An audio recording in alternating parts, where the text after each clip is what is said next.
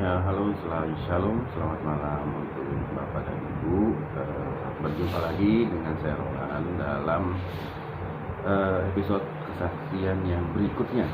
Ya, oke. Dalam kesempatan malam ini saya membaca kesaksian yang mana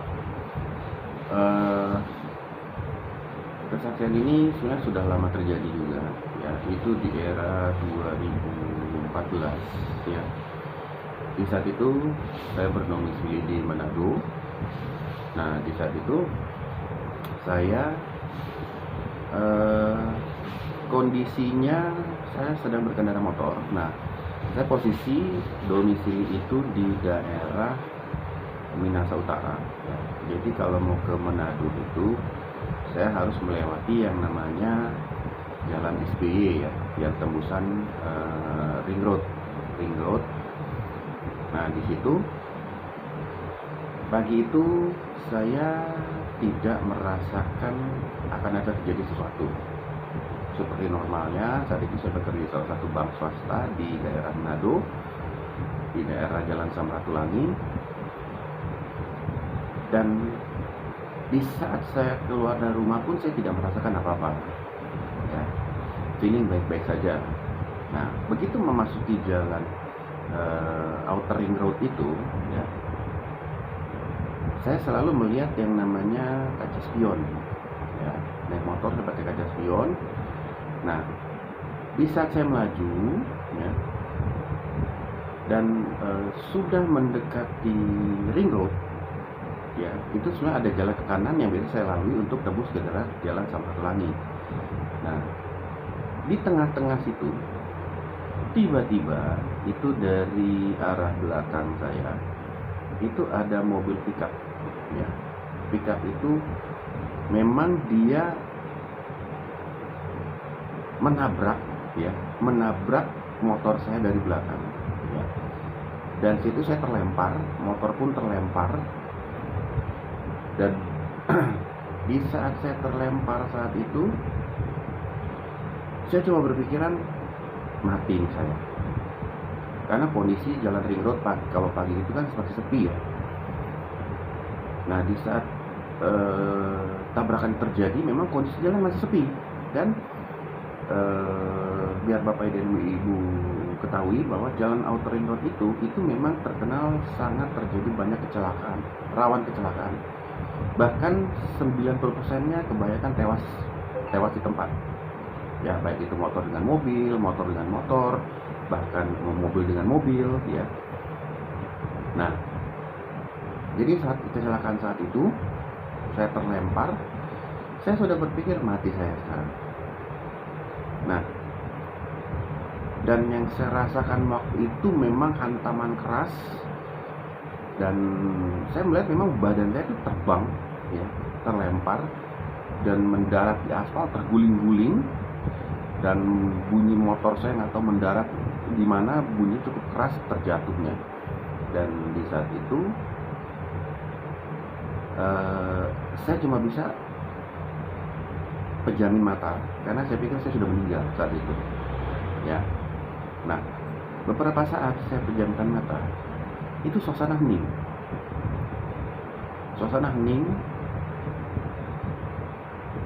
Gak lama dari itu seperti tangan saya seperti ada yang tarik dan ada suara bangun. Nah, di saat saya bangun, saya duduk, saya pelan-pelan buka mata saya lihat, ternyata saya masih hidup. Nah, kemudian suara itu langsung bilang berdiri.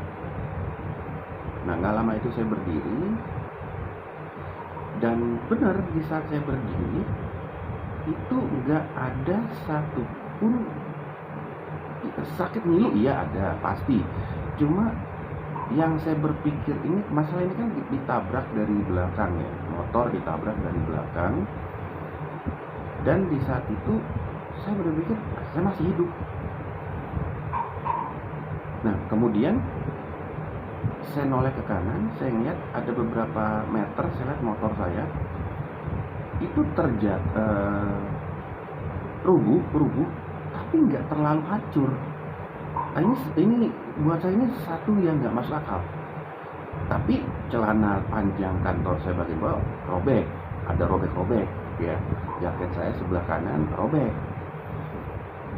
Dan kemudian saya melihat mobil yang menabrak saya itu melintang di tengah jalan dengan kondisi, ya, sampingnya hancur, ya, tapi nggak hancur banget, tapi maksudnya lampu depan sebelah kiri mobil itu mungkin itu yang menghantam motor saya itu sampai lepas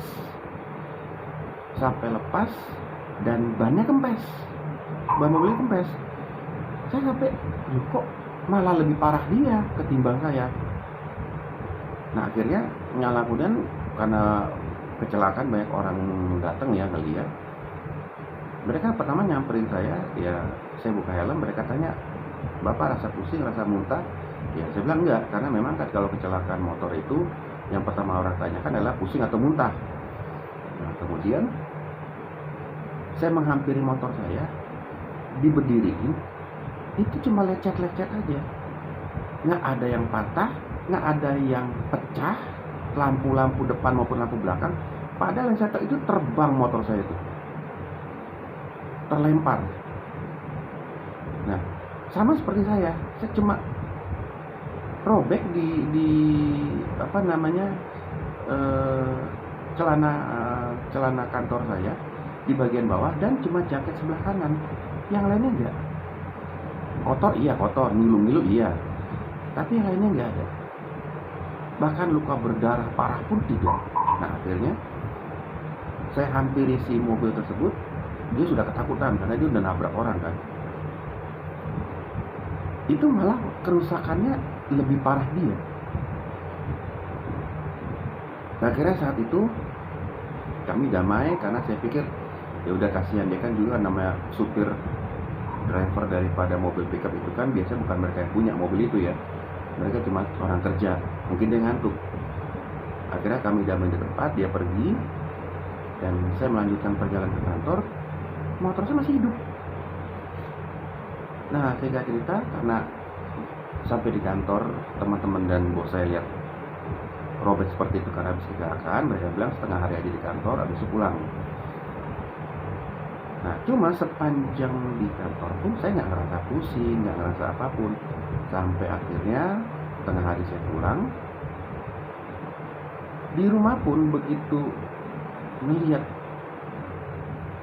memang benar-benar nggak ada yang ya logikanya kalau dihajar dari belakang sampai terlempar gitu, paling nggak parah deh, kondisi kita parah, motor pun pasti parah gitu, karena mobil itu pun sampai kempes ban sampingnya gitu. Nah, akhirnya di saat itu saya masih nggak ngerti kenapa kok kejadian ini terjadi seperti ini gitu. Nah, malamnya sebelum saya tidur itu seperti ada suara bilang begini,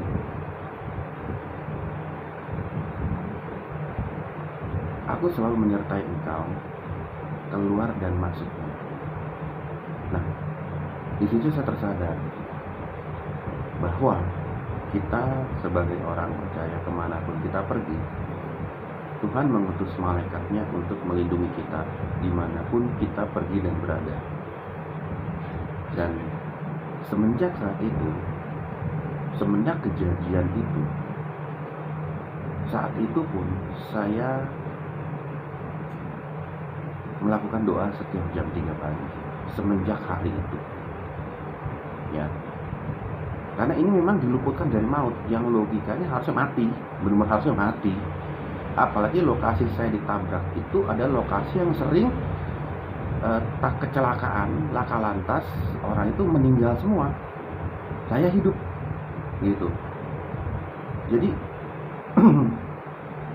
saya percaya di saat itu memang malaikat yang menolong. Di saat saya ditabrak terlempar, malaikat yang menolong saya beserta motor tidak terlalu parah. Bahkan mobil yang menabrak itu yang agak parah malah. Nah, disitulah semenjak saat itu saya mulai berdoa jam 3 pagi sampai saat ini. Dan semenjak saat itu juga saya alami berbagai kejadian yang sebetulnya nggak masuk nalar ya, yang seharusnya kita sudah fatal, yang harusnya kita sudah ya berakibat parah, tapi ternyata semenjak saat itu Tuhan selalu sertai, Tuhan selalu jaga sertai dan lindungi kita keluar dan masuk kita. Asalkan satu yang Tuhan perlu, yaitu apa? Jangan pernah kita meninggalkan Dia. Karena apapun dan bagaimanapun kondisi keadaan kita, Tuhan tidak pernah meninggalkan kita. Dan sampai saat ini saya melakukan doa jam 3 pagi itu sudah 20 tahun lebih, dan sudah begitu banyak yang saya alami.